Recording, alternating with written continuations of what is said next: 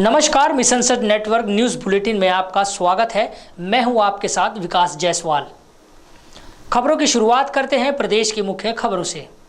सड़क दुर्घटना पीड़ितों को कैशलेस उपचार मिलेगा। मॉर्थ ने राष्ट्रीय स्वास्थ्य प्राधिकरण के साथ मिलकर यह योजना तैयार की। प्रत्येक श्रेणी की सड़क पर दुर्घटना में पीड़ित को कैशलेस उपचार की योजना बनाई गई। पहले चरण में चंडीगढ़ और असम में पायलट प्रोजेक्ट शुरू होगा। योजना के तहत पात्र पीड़ित को आयुष्मान भारत प्रधानमंत्री जन आरोग्य योजना का लाभ मिलेगा।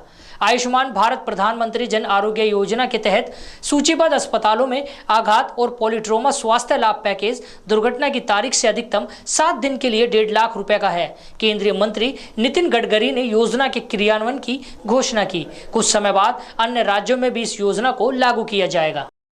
अब रुख करते हैं देश की खबरों की ओर। लोकसभा में नेता प्रतिपक्ष राहुल गांधी ने दावा किया कि सदन में चक्रव्यूह वाले भाषण के बाद उनके खिलाफ ईडी की छापेमारी की तैयारी हो रही है।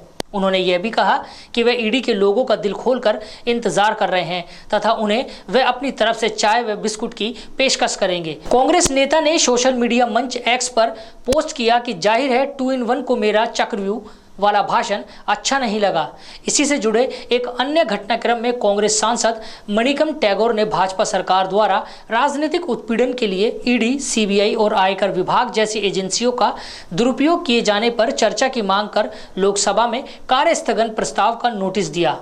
राहुल गांधी ने बजट पर चर्चा में भाग लेते हुए केंद्र सरकार पर हिंदुस्तान को अभिमन्यु की तरह चक्रव्यूह में फंसाने का आरोप लगाया। और अब चलते हैं खेल जगत की ओर। पेरिस ओलंपिक 2024 में एक मामला सोशल मीडिया पर जमकर ट्रेंड कर रहा है। यह मामला अल्जीरिया के मुक्केबाज ईमान खलीफा का है। वह एक ट्रांसजेंडर है जो 2023 वर्ल्ड चैंपियनशिप में जेंडर एलिजिबिलिटी मापदंडों को पूरा नहीं कर सके थे और बाहर हो गए, लेकिन इस बार पेरिस ओलंपिक में उन्हें एंट्री मिल गई। खलीफा पेरिस ओलंपिक के महिला बॉक्सिंग इवेंट में उतरी और उनका मुकाबला इटली की बॉक्सर एंजेला कारिनी से हुआ। यह मैच खलीफा ने सिर्फ 46 सेकंड में जीत लिया। इसका कारण है कि एंजेला ने नाक में चोट के कारण बीच में ही मैच छोड़ दिया। हालांकि उन्होंने बाद में कहा कि वह यह मैच हारी नहीं बल्कि खुद को जीता हुआ मानती है। और अब चलते हैं हर जगत की ओर।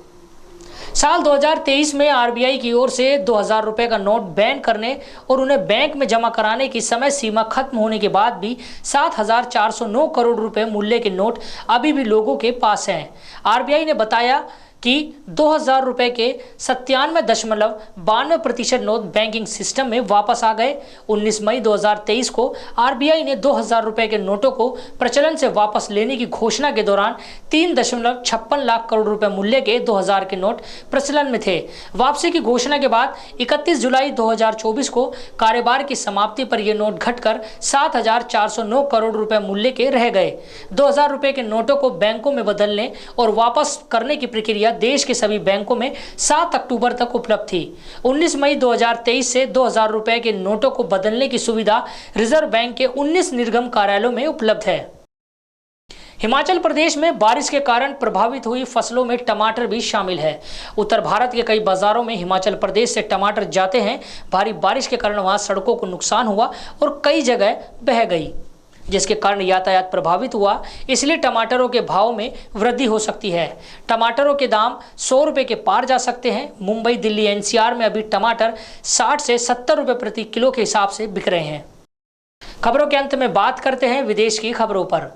संयुक्त राष्ट्र महासभा के 78वें सत्र के अध्यक्ष डेनिस फ्रांसिस ने भारत का उदाहरण देते हुए रोम में वैश्विक श्रोताओं को बताया कि दक्षिण एशियाई देश ने डिजिटलीकरण के माध्यम से लाखों लोगों को गरीबी से बाहर निकाला।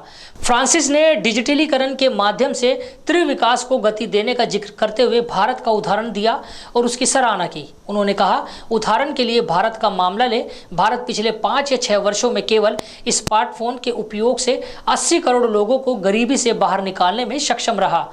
उन्होंने कहा कि भारत में ग्रामीण किसानों का कभी बैंकिंग प्रणाली से कोई संबंध नहीं रहा, लेकिन अब वे अपने सभी व्यवसाय स्मार्टफोन की मदद से कर रहे हैं, जिनमें उनके देनदारियों का भुगतान और ऑर्डर के लिए भुगतान शामिल है। उन्होंने रेखांकित किया कि भारत में 80 करोड़ लोग गरीबी से बाहर आ गए।